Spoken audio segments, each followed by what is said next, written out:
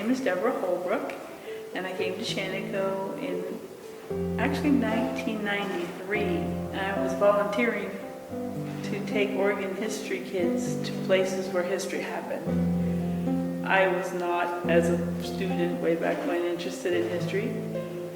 But when my kids got to the 8th grade and actually studied Oregon history, I went as a chaperone.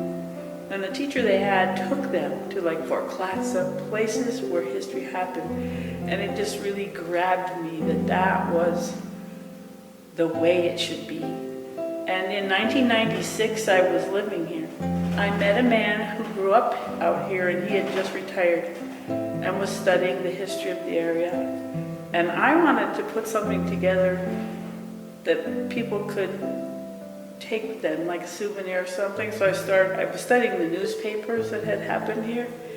And so I started one. It was called the Shaniko Sage. And it's in volume 14 now.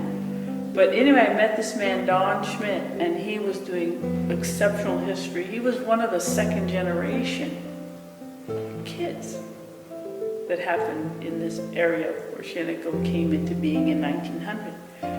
And so he put me in touch with a lot of those people. We had reunions for them. The school was being restored then, that we're in right now.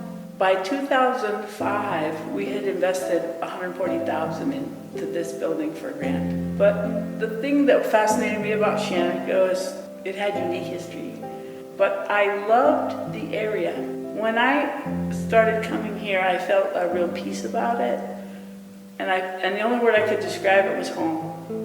And that's how I still feel. It's just like the place I'm supposed to be. Shaniko calls the people she needs to survive. And that's kind of who keeps coming.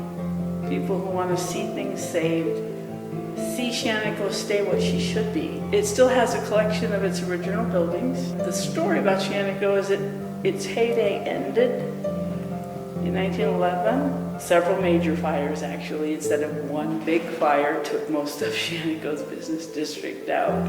Wool records were set in Shaniko, making it the largest inland wool shipping center in the world, starting in 1903. $3 million transactions in one day.